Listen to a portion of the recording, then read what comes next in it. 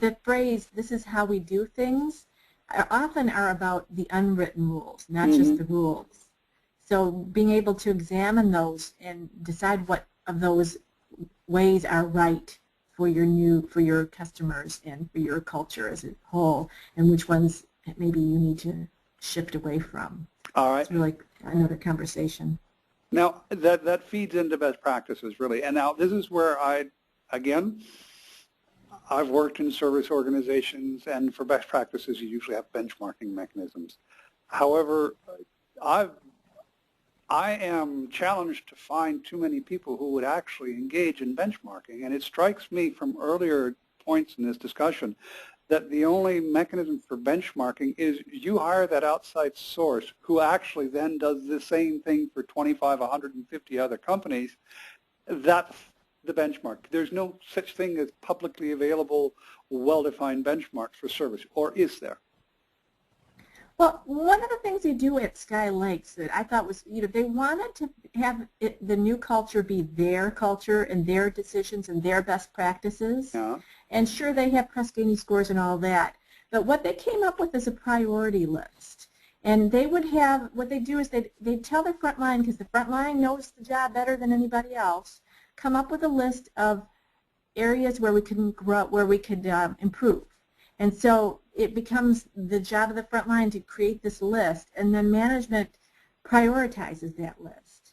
And then on a regular basis, they have these implementation teams that go in and implement the best practices, having the front line teach the front line. For example, one of the recent ones, I just did a conference where I was talking to them, was on safety. And so, that was one of maybe 5 best practices to choose from that was considered the priority. And then the front line went through and talked to the rest of the staff about how they actually, it was kind of remarkable because they were saying if you are 99% safe, that's not so safe. Think about being on a plane, 99 of 100 planes crash. No, not at all. So they were able to, by giving them these best, oh, sorry about that, my finger just flicked. By giving them some best practice tools, they were able to eliminate, I guess one particular kind of inhaler machine that they use often led to pneumonia in 3% of the people, which they considered acceptable.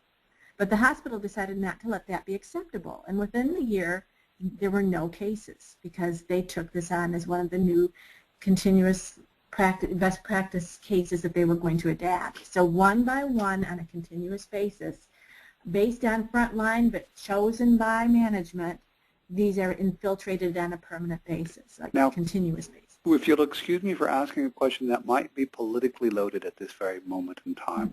Ooh, I love those kinds. You're talking about hospitals. And hospitals is a function of healthcare, obviously. And what do we have in America? A big problem with the cost of healthcare.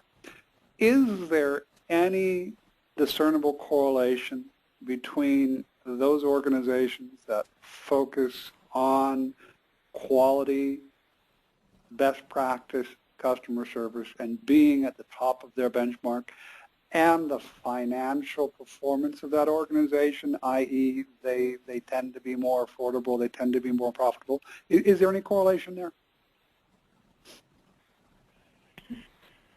Lori, you want to take that one? I'm not, personally I'm not sure about that. I do have an interesting story from this week's Business Week, but it's not quite related. Go ahead, Marilyn. Well, you know what I would say is, just as we were finishing up talking to this particular hospital, what he said is it has been a side effect from these best practices. It's this 3-year process of changing the culture. The side effect is that their numbers are up, they're making more money, they're bringing in more people. Whether that's true across the board, I'm curious to hear what you recently read, Lori.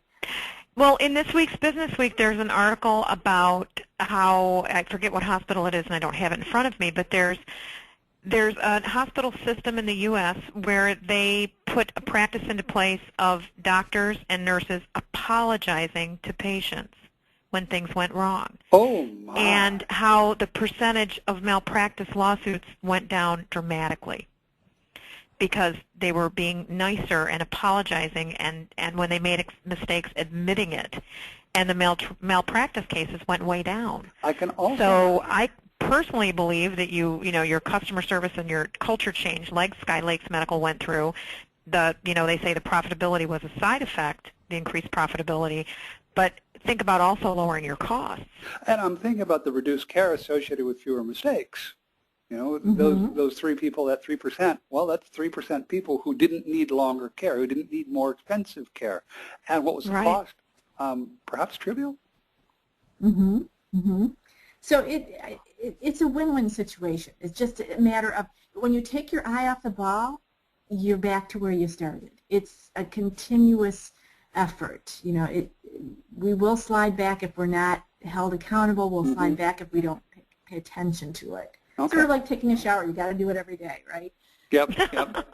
Now, on the slide, the last topic is service recovery tools. I know service recovery, and the most effective tool I know in service recovery is my mouth and my heart. What Absolutely tools do you have? One of the things, again, we're going back to Sky Lakes, but I know not a lot of other companies use these, is they allow their frontline staff the discretion of determining when it's proper to give the customer something.